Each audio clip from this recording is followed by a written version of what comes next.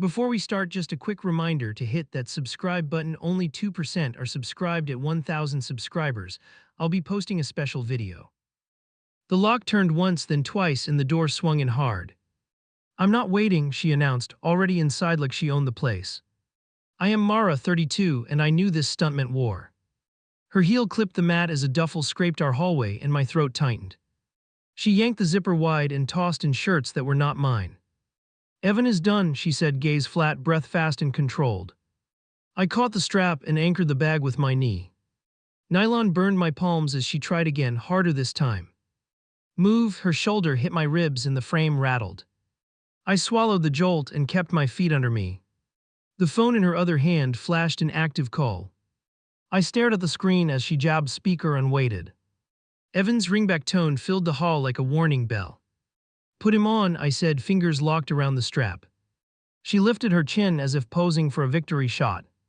The tone stopped and his voice came through, uncertain already. "What's happening?" he asked, keys chiming in the hallway air. She leaned toward the phone like a coach at halftime. "Your things are ready," she said, crisp as a memo. I heard my pulse climb, then the front door opened. Evan stepped in and froze at the sight of us. His eyes jumped from the bag to my hands to hers. "Whose plan is this?" I asked, because I needed light. He didn't answer. He closed the door instead, slowly. She towed the duffel closer to him as if presenting evidence. "I handled the logistics," she murmured, smoothing a wrinkle that was nothing. "You have a better offer across town, clean exit, no drama." He flinched at clean exit like it was a slur. I loosened one hand and pulled the zipper shut in one move. Her nostrils flared and she reached for my wrist too late. "Not leaving," I said, and the hallway felt one size smaller. Something in her smile sharpened, like she had another card. She fished a folder from her tote and tapped a clipped page. "Your wife keeps missing targets," she said, voice low and deliberate. Evan blinked at the paper like it might bite. I watched his jaw set and then flicker. "Work stays at work," I said, because we had rules. She ignored me and angled the page for him anyway. "Transfers fix noise," she went on, pushing the bag with her foot. The duffel thumped the baseboard and my stomach turned. "Enough." Evan's keys finally hit the hook with a small clang. He looked at me and then at the folder again. "Who asked for this?" I pressed, because silence feeds bad plans. His shoulders sagged barely, but I saw it. She lifted her phone and scrolled without breaking eye contact. Unknown numbers flashed like breadcrumbs I hadn't seen before. My gut tightened at the pattern I almost recognized. Her thumb hovered over call, ready to widen the blast radius. "Try me," I said, and it came out steadier than I felt. She smiled like a chess player 3 moves ahead. Evan rubbed his temple and kept breathing like it might help. A draft slid under the door, curtain stirred, something shifted. "You do not get to orchestrate our lives," I told her. Her gaze flicked to my grip and stayed there. "This is intervention," she said, soft like pity packaged as medicine. I heard the word intervention and pictured handcuffs, mine. Evan moved between us, not touching either side. "Stop," he said finally, voice flat with a line under it. She didn't stop, she went still, which was worse. Every time she went still, something cracked later. I reached for the bag again and she mirrored me. Our knuckles touched and she didn't pull back. Her rings scratched my skin and I smelled adrenaline, not perfume. The folder slipped from her arm and fanned the floor bait. "We are not packing," I said, eyes on Evan only. He met my stare and the room found its center. His mouth opened and closed once like he rehearsed no. Behind him, the chain lock swung lightly like a metronome. She crouched to collect the papers, very carefully and very slow. "Decide quickly," she murmured, not looking up from the floor. "Fast decisions save marriages," she added, almost sweet. I felt a laugh rise and die because I knew the trap. Evan exhaled and reached for the duffel with one hand.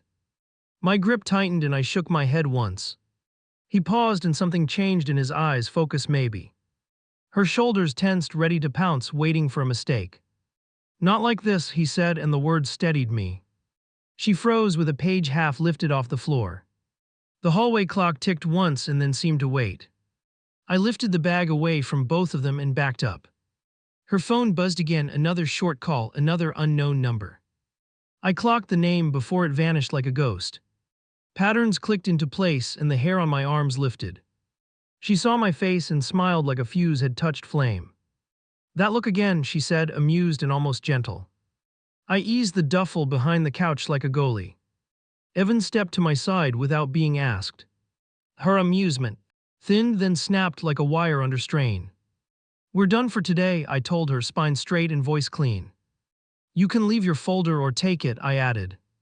She rose with the pages like a magician resetting a trick. "Today is not the day," she whispered, "tomorrow is."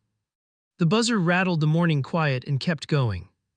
I cracked the door and a man lifted a clipboard. "Here to inventory for the move," he announced like it was routine. No one booked anything. My gut clenched hard. She was already busy. "Wrong address." I started to close it and he wedged a boot. "Confirmation came from Evan's mother," he added without blinking. I leaned in until he backed up on instinct. "Leave now or I call security," I told him, pulse spiking. He retreated and typed something on his screen. My phone vibrated before I shut the door fully. A calendar invite blinked for a final walkthrough at noon.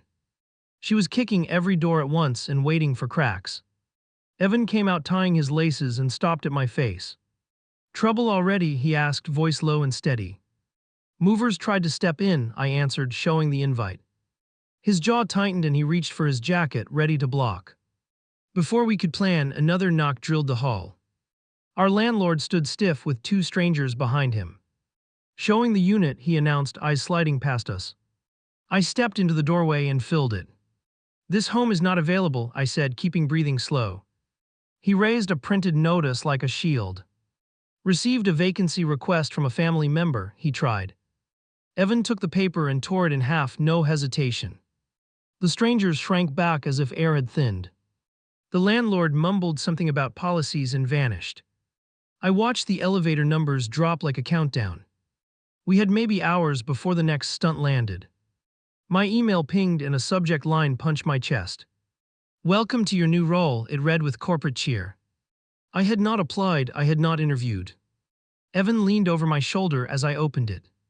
A contract sat ready for my signature with a start date tomorrow. The sender was a company with ties to her tennis circle. I scrolled through and found a note to her inside. "Consider this handled," it read near the footer. My hands shook. I started a screen recording without a word. We both knew receipts mattered now more than calm. Evan forwarded everything to his private attorney contact. He met my eyes and nodded once, battle posture. Another alert hit, fraud watch flagged a change on our account. A new joint contact had been added with her number. I dialed the bank and asked for a freeze immediately. Evan opened our profile and removed the change while I spoke. The representative paused when I mentioned her full name. "We have a voice authorization on file," she said carefully. My stomach dropped at the phrase voice authorization. I asked for the timestamp and listened to the silence stretch. 3 days ago, the rep finally offered. I closed my eyes because I remembered that night. Short rings during dinner, a strange calm after.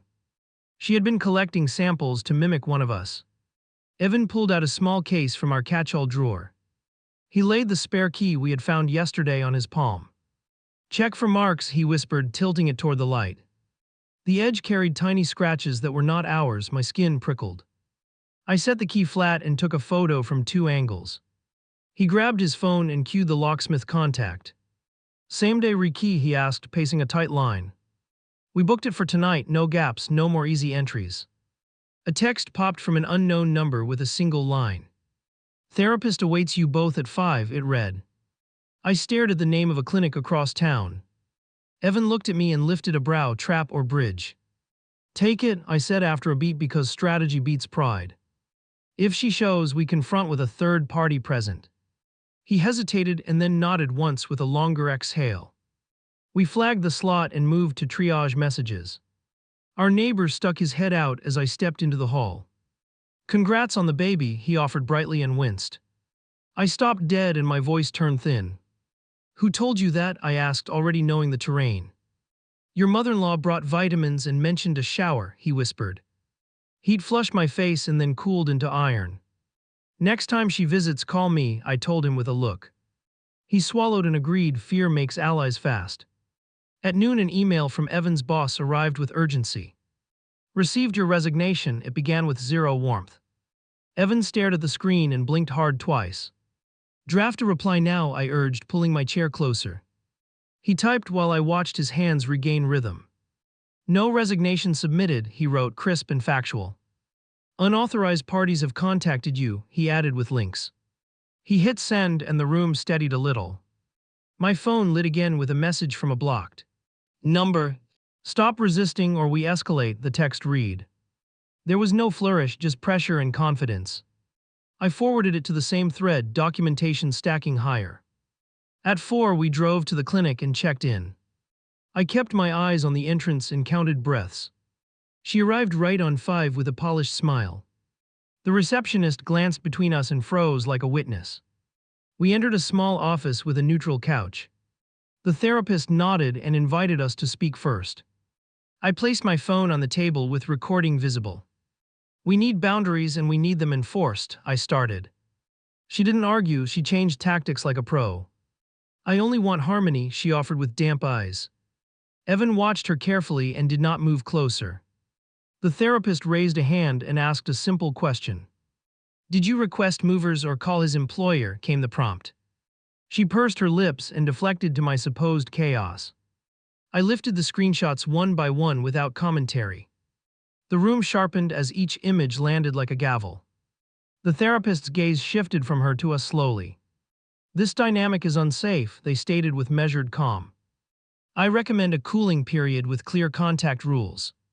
She stiffened at the phrase cooling period and lost her smile. Evan leaned forward and spoke with new weight. No uninvited visits, no third-party favors, no access. He paused and looked at me for alignment. I touched his forearm once and held that line. She reached for sympathy and whispered about sacrifices. I did not rise to it because pity had a cost. Instead, I slid the bank log across the table. The therapist read the timestamp and looked up with concern. Do you dispute any of this, came the next prompt. She stared at the photos and then at Evan. A tiny shake of her head betrayed the control slipping. Her hands tightened around her purse and stayed there. Session ended with a written plan and a follow-up date.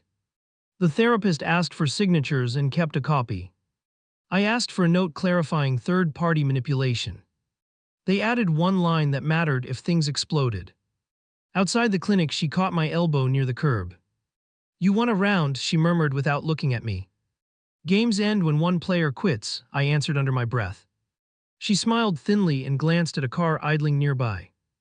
We reached our building and the lobby guard waved us over. Someone tried to access your mailbox, he told us quietly. He slid a printout of the attempt with a time stamp. The photos showed her profile clear enough for a court. Upstairs we found a small device stuck under the shoe rack. Evan crouched and lifted it with 2 fingers like a surgeon. A tracker blinked once and then went dark in his hand. I stared at it and felt something inside me lock into place. We sealed the device in a bag and labeled it simply. Then we set our phones in airplane mode and sat apart. Silence spread until breathing sounded like thunder. I broke it first because fear hates clarity. She is done testing boundaries, she is probing for collapse. Evan nodded once with a look that matched mine. Tomorrow we file a harassment report, he answered finally. I opened the Notes app and started a timeline with receipts. Knuckles hammered our door before sunrise and kept pounding. Police welfare check, a voice through the wood, firm and brisk. I opened with the chain on and kept my shoulders square. Anonymous call reported shouting and threats, the officer explained, eyes scanning. We're fine, I stepped aside and let them see the space. No disorder, no raised voices, just 2 people awake too early. They logged our names and noted a prior pattern of interference. My stomach flipped at the word pattern because patterns escalate. We went straight to the precinct and took a number. An officer pulled us into a small interview room quickly. I slid screenshots, call logs, and the tracker in a bag. He photographed each item and wrote a case file number, finally leverage. Request a protection order today, he advised with clipped patience. Document every attempt, do not engage outside counsel channels. I nodded while copying the number into 3 places. Evan pressed his palms flat on the table, breathing steady. Outside, my phone flashed a meeting request from his HR. Urgent discussion regarding domestic concerns, the email read flagged high. He stared at the subject line and pinched the bridge hard. "We go together," I answered, already assembling exhibits, no surprises. The lobby guard called as we crossed our street. "Courier refusing to leave," he reported, voice hushed and tense. We reached the entrance and saw her just off property. She lifted a folder and smirked like she owned the timeline. "Legal notice for my son," she announced to the guard loudly. I raised my phone and recorded without a word. She angled her shoulder away and spoke into her sleeve. The guard shook his head and log. "Jed, the incident," Strike added. The locksmith arrived and worked fast with precise movements. New cylinders, stronger strike plate, additional latch at eye height. While he drilled, Evan checked the car with a flashlight. "Found another device under the frame," he murmured, colder now. We bagged the second tracker and photographed the placement. I emailed both serial numbers to the case officer immediately. Then I built a test designed to trace her leak. A single text with a fake hotel date and room. 42 minutes later, a cancellation hit my inbox hard. "Your reservation has been voided per request," the message claimed. I dialed the hotel and requested the caller's number. They read it aloud and I recognized the prefix hers. At HR, a manager greeted us with tight professionalism. "We received concerning reports about instability at home," he opened. Evan's jaw worked once and then went quiet on purpose. I laid out the welfare check, the trackers, the cancellation header. The manager examined the screenshots and shifted in his chair. "Our source claimed substance abuse and financial duress," he continued. I asked for the exact phrasing and origin timestamp. He pulled the record and paled at the matching digits caught. "Security will monitor any external contact," he promised, softer now. "No employment actions without independent verification." We left with an incident ticket tied to her outreach. Not victory, just footing on a slick hill, but footing. A new text arrived as we stepped into the elevator. "Family dinner at 7, attendance required," the message declared. Evan stared at the address and snorted through his nose. We didn't respond, and I flagged the number for the log. At 6:30, my cousin forwarded a group photo from that restaurant. She had printed our faces on table cards like a staged wake. Captions accused me of isolating him from relatives and friends. I typed one sentence with the case number and stopped control. The building alarm blared at 8 and sent neighbors to stairs. We moved with the crowd and kept eyes scanning corners. Outside, a firefighter told the concierge it was a manual pull. Maintenance checked cameras and found her near the panel, hat low. The concierge emailed us the stills with a timestamp and angle. I forwarded them to the officer and to management. "Repeat abuse of safety systems triggers fines," the superintendent warned. I watched the attached violation notice queue up for delivery good. We re-entered and found damp footprints crossing our hall. No breach inside, no windows forced, just prints ending at our door. She wanted us to feel permeable without breaking the law. I felt fear rise and then harden into something sharper, resolve. We packed a small Go folder with only critical documents. I placed it in the neighbor's locked safe with a witness. Then I wrote 3 boundary points on a sticky and posted it. No entry, no calls, no third-party favors or charges. At 9:20, a call came from a blocked line. I put it on speaker and leaned on the counter. Breathing, then a whisper that didn't bother hiding familiarity. "Tick-tock, tomorrow brings clarity," the voice promised, and hung up. I stared at Evan and he stared right back. "We push for the order at opening," I said, already certain. He nodded once and set 2 alarms for court. I tucked the trackers beside the case number, proof waiting. The courthouse magnetometer screamed and an officer waved us back. Evan emptied his pockets and the tray rattled. My folder slid through and I kept one hand on it. Across the lobby she watched us over a scarf, waiting. We reached the clerk and requested forms without small talk. "Temporary order," I said, breath steady because practice works. The clerk looked past me toward the seating area. "She arrived an hour ago," the clerk murmured, then handed pens. Her attorney appeared like a queue and asked for a room. We declined and stood by the wall with our exhibits. He circled once and stopped where he could block my view. She lowered her gaze and fidgeted with her wrist, performer mode. A bailiff called our names and we moved as one. Inside, the judge scanned the file and lifted an eyebrow. Both parties aware of recordings and evidence, the bench asked. I nodded and placed the hotel cancellation at the top bait. Her attorney challenged the screenshots as unreliable and staged. I asked the court to call the hotel directly. The clerk dialed on speaker and verified the number source. The digits matched the contact we had flagged, clean hit. She shifted in her chair and folded her arms tight. Family dispute, the attorney tried, tone damp and careful. The judge leaned forward and pointed at the device photos. Explain the locator hardware, came the quiet demand, no wriggle. Her answer stalled and her eyes darted to Evan. He stared at the table and did not rescue her. I felt anger cool into something precise and durable. The judge wrote for a long beat, then looked up. Temporary protection granted for 14 days, the judge ruled. No third-party contact, no employment interference, no residence approach. A paper slid to us with the order spelled out. Her jaw moved like she had bit metal and lost. We exited and found a bright envelope taped to our windshield. A towing warning claimed we parked in a restricted zone. We had paid the meter at the kiosk 2 minutes earlier. A ticket agent shrugged and pointed across the street toward her. Evan photographed the sign and the meter receipt together. I logged time and location and the badge number. The agent softened when he clocked our case printout. He canceled the citation and whispered to watch our mirrors. My phone buzzed with a voicemail transcribed in fragments. Your spouse requested a fertility consultation at noon. I hit redial and asked for the intake coordinator. They read the requester's number and I recognized the pattern again. We walked to HR for the next meeting on the schedule. Security greeted us and escorted us upstairs without delay. Anonymous ethics complaint submitted last night, the manager explained. We listened while he quoted a claim about falsified expenses loaded.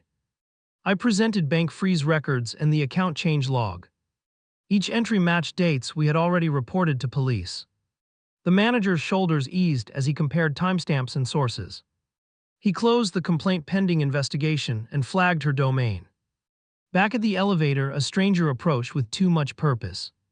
Process server, he announced, extending a packet for me. I refused my hands and asked who filed it. Your mother-in-law on defamation, he answered, voice flat. We accepted service because dodging wastes energy and time. Inside the packet sat printouts from her staged dinner. Captions accused me of elder abuse and secret debts. Evan photographed every page in case originals vanished. At 3, our neighbor texted a photo from the lobby. She was handing pastries to residents with a note attached. The note claimed we were moving by week's end. I messaged the building group thread and corrected it with receipts. The superintendent called and asked if we wanted an alert. Yes, I answered because lies thrive in silence. He issued a building-wide message with the court order attached. It landed in every inbox with our names in bold leverage. We met the precinct detective at 4 for a follow-up. He reviewed the new packet and added it to the file. Then he asked whether we had shared our phones for imaging. We surrendered both devices for a quick capture insurance. Walking home, a street vendor waved us over awkwardly. Someone paid me to film you arguing, he admitted quietly. He handed me a card with the buyer's number on it. I took it and paid for the honesty, then pocketed the lead. Upstairs, a parcel waited at our door with no sender. Inside, a baby monitor blinked and booted without our network. I yanked the power and sealed it in a bag. Evan photographed the label and searched the model code, shock rising.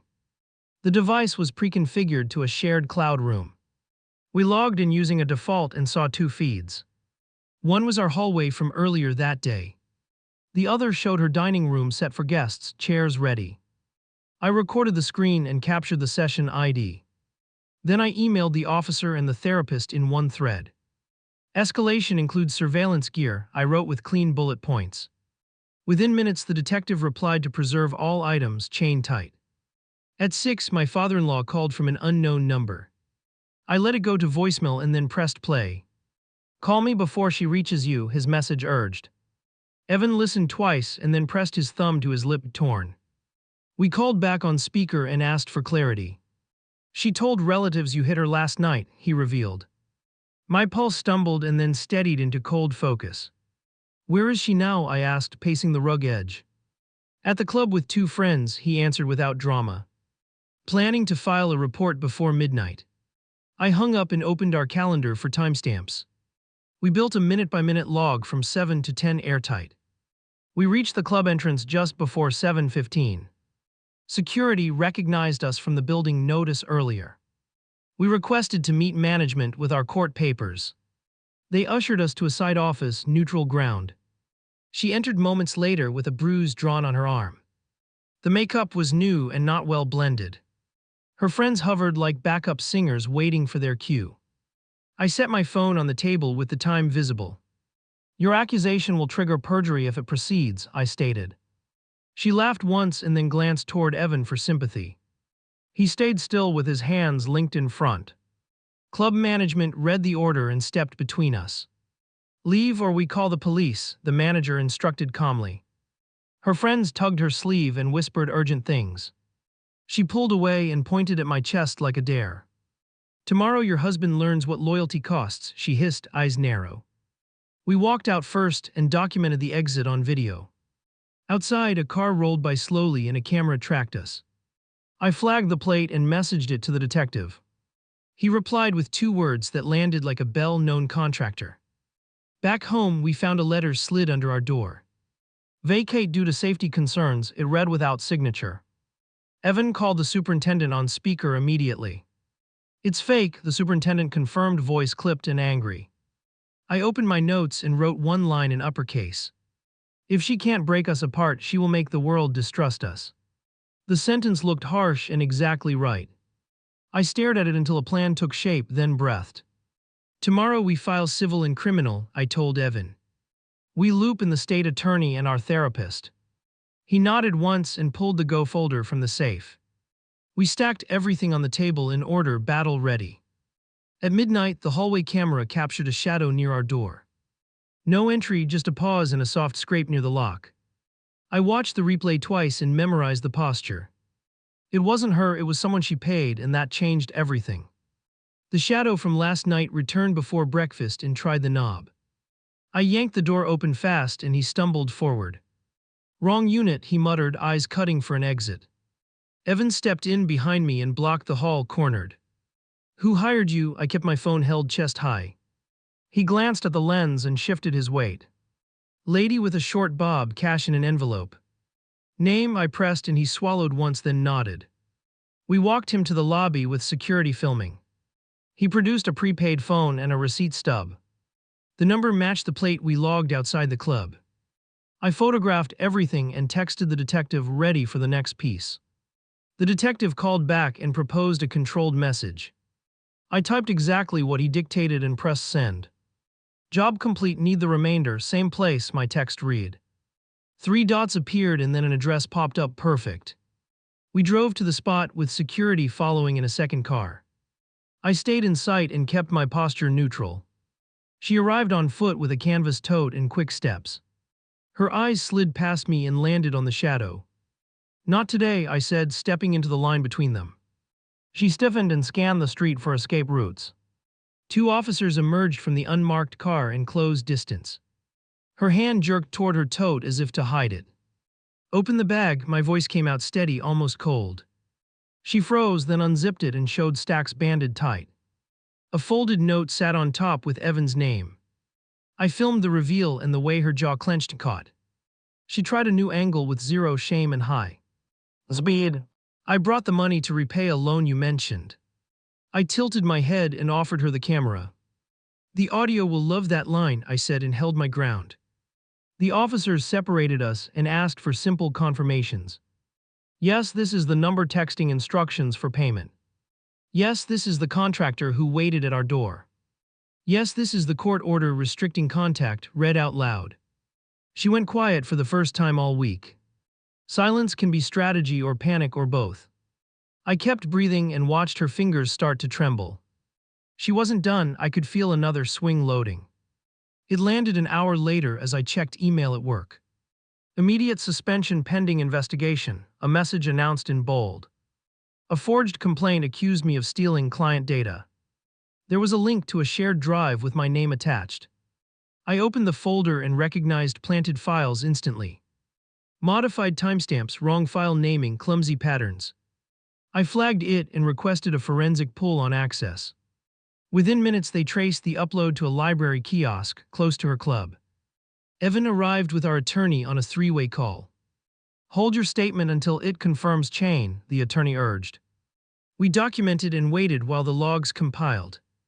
Then the report hit with IP addresses and camera stills undeniable. HR brought us into a small room and closed the door. I played the recording from the cash handoff first.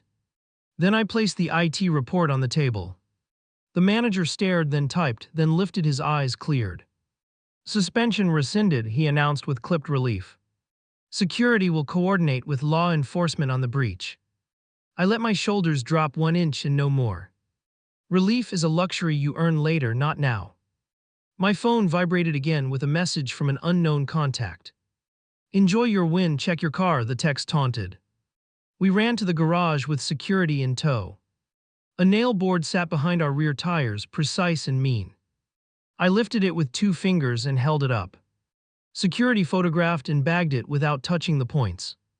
The superintendent arrived and checked camera angles. There she was again in a hood, holding the board in clear frame. I looked at Evan and saw something settle in him. Not anger, decision with teeth. Time to call her father, he said, voice even and final. He dialed and asked for a meeting at their house tonight. We drove over with the detective parked down the block. Her father opened the door with a heavy face. We entered a study and sat across from him. She stood near the window with arms crossed, unrepentant. We can't keep absorbing this, Evan began, hands calm on his knees. He slid the cash photo and the nail board image forward. Her father studied each one without glancing at her. When he spoke, he used her full name like a verdict. Enough, his voice didn't rise, it landed. He picked up his phone and called their lawyer. Prepare a compliance agreement and transfer of oversight, he instructed. She laughed once and reached for the device. He didn't hand it over. I watched her finally grasp the change in terrain. Power had drifted out of her reach and into process. She pivoted to me with forced kindness and damp eyes. Let's talk alone, she offered, reaching as if for a hug. I did not move. Boundary stays, I answered, keeping my feet planted. She dropped her arms and exhaled through her nose. The detective's ringtone chirped from the hallway, timing perfect. He stepped in with 2 uniformed officers behind him. Ms., you're under arrest for attempted subornation and stalking. Handcuffs clicked and she inhaled sharply but didn't protest. Her father closed his eyes and covered his mouth, wrecked. As they let her out, she turned and aimed one more shot. This marriage will rot without me, she hissed with a thin smile. Evan flinched and then reached for my hand on reflex. I let him hold it and kept my gaze forward, steadier than before. The detective remained and unfolded a simple instruction sheet.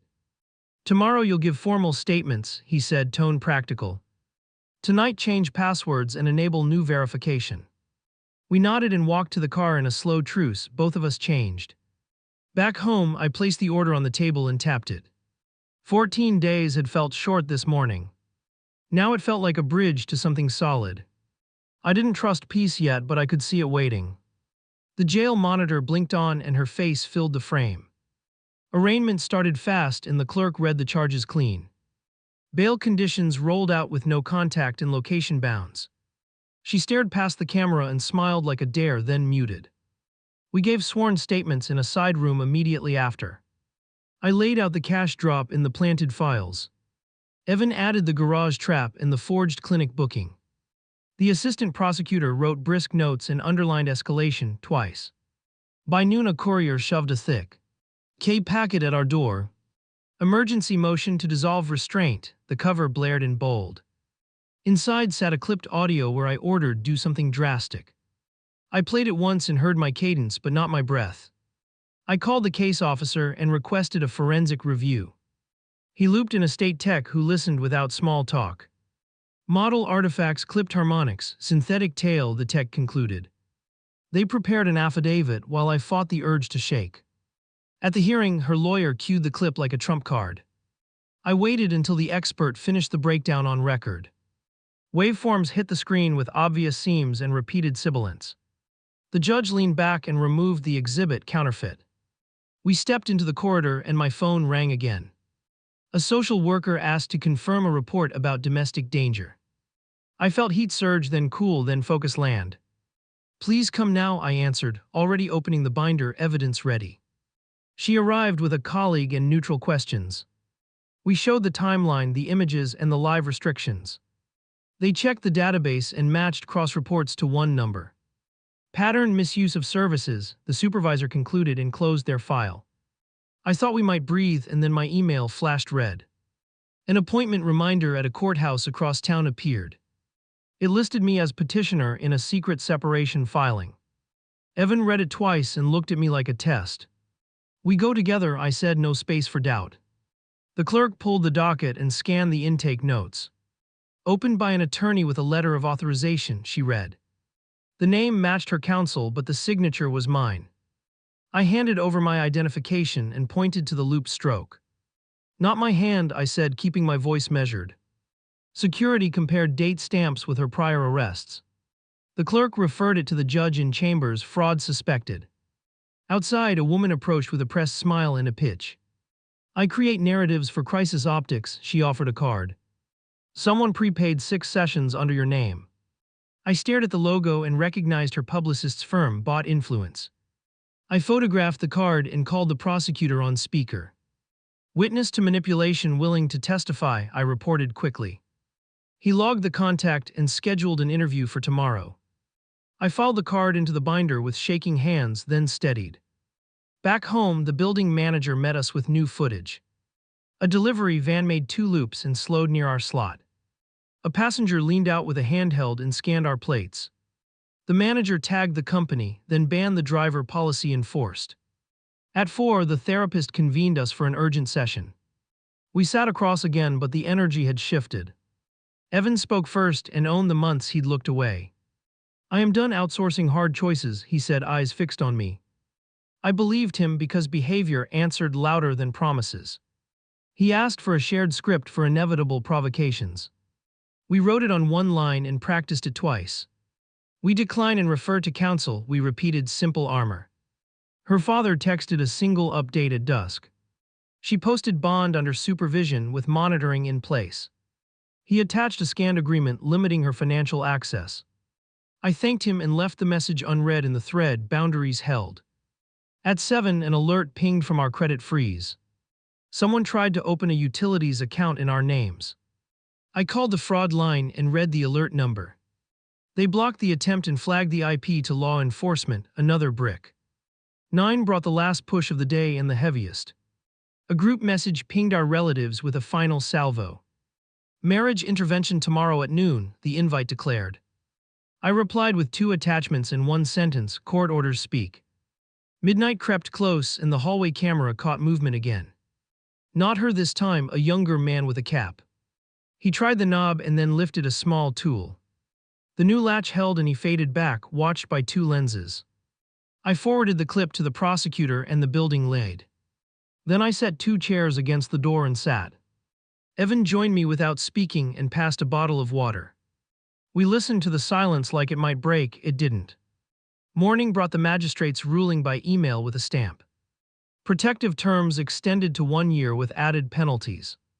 Mandated counseling for her and restitution for damages. The words weren't comfort, they were scaffolding enough to climb. We met the assistant prosecutor at noon for final prep. Hearing on the deepfake next week, he said, brisk and focused. Bring the original voicemails and the bank call logs. I nodded and felt the tiredness lift like fog light breaking through. On the walk back, Evan reached for my hand and paused. He waited for me to meet his eyes before touching. I let him take it and didn't let go. Options existed again and I could choose them without flinching. We stood at our door and checked the red dot. Camera steady, chain steady, frame steady. Inside, I placed the binder on the table and closed it. Through the peephole, the corridor stayed empty and finally stayed that way.